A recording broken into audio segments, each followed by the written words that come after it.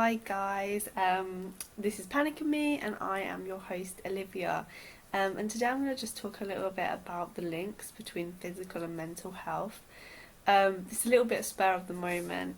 It's quite late, it's like nearly 10, but I'm in the house on my own, so I thought that I'd take the opportunity to film something while it's all quiet. You'll have to forgive me for like the yellow light. Because there's obviously no natural light at like this time, so it's quite kind of yellow. But I wanted to film it, so I'm going to while it's all kind of fresh in my head. And the reason I wanted to talk about the links between kind of physical and mental health was actually a couple of days ago. I was officially diagnosed with like asthma, and since I've been on the right treatment for my physical health condition, I've actually realised an improvement in certain symptoms of my depression. And a lot of people with physical health conditions end up having like mental health conditions, and vice versa, because both can like exacerbate the other. It's like in my case, I've been having a lot of fatigue and difficulty sleeping for like a very, very long time now, for months and months. And I put it down, entirely really to my depression, because depression is known to, cause sleeplessness. I had sleeplessness and fatigue and things like that. I had a lot of blood tests that came back that there wasn't really anything wrong with me, and I kept getting told that it's just the depression. And it I went along. I've had behavioural activation, which there's a previous video that should have been released recently that kind of was supposed to help me through the help me through the fatigue, get me up and doing things. I would, do a lot of like sleep hygiene, try and exercise earlier in the day, and avoid caffeine and all of these different things. But I still just really wasn't sleeping well. I'd often have to like move from the bed and sleep on the sofa, or I'd be like moving back and forth on the bed all night, like keeping my partner awake, and it wasn't ideal really. But about a month ago, I realised that my breathing and like wheeziness and everything had got really bad, especially at night, and that's because apparently like your natural steroid levels kind of drop at night. So people with asthma have a worse time of it at night. So there's like basically this asthma has been affecting my sleep probably for a while now, which obviously the depression also affects my sleep and makes me fatigued. But it was like this not very good cycle, because the asthma would make me not sleep very well, which would make me fatigue, which would make me more depressed.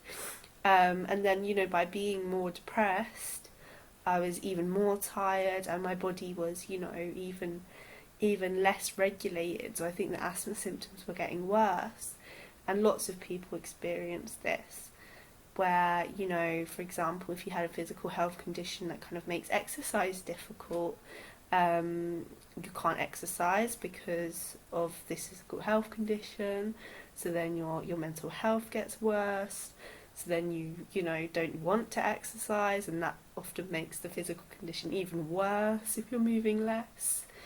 And I had a similar situation with that, because I actually hurt my back about a year ago now, or a little bit less, by falling off a chair I was standing on, and it got worse when I didn't move a lot.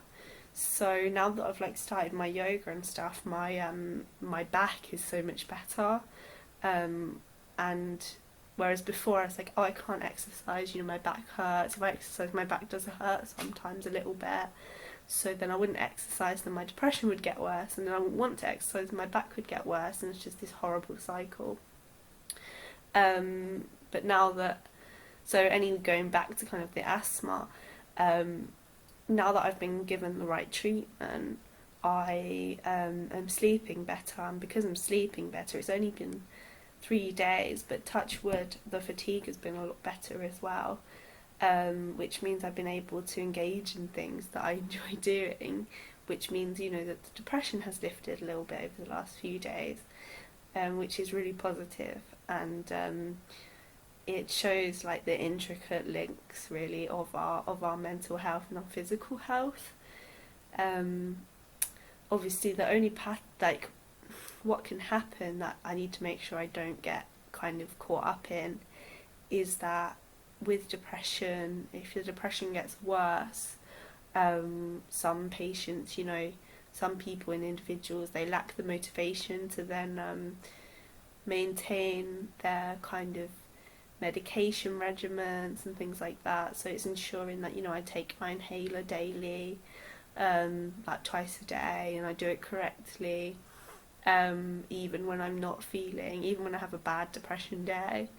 Otherwise, I'll find myself in, you know, another one of those kind of physical and mental health spirals. I also think when you're physically unhealthy, or you've got a physical health condition, you sometimes find that your mental health becomes almost secondary, and you treat your physical health but you forget to kind of treat your mental health. But there's actually loads of like really important therapies that can help you learn to kind of think and cope with your pain differently. It can help you, you know, so a really common one is fibromyalgia, for example. A few people I know in my life have fibromyalgia, which is chronic unexplained pain, and that is deeply linked with mental health conditions, because you do less because you're hurting, and you get distressed, and that makes you more depressed, which actually exacerbates the condition, because there are lots of physical symptoms associated with mental health issues as well. So it's really important to kind of acknowledge this link, and to be able to you know, question it really.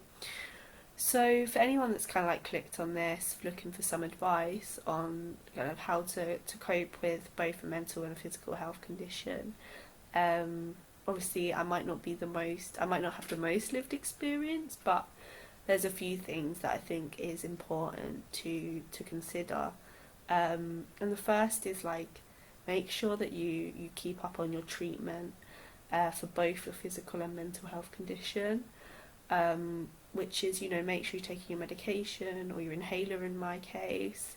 Make sure that you're, you know, attending physio or going to the doctors.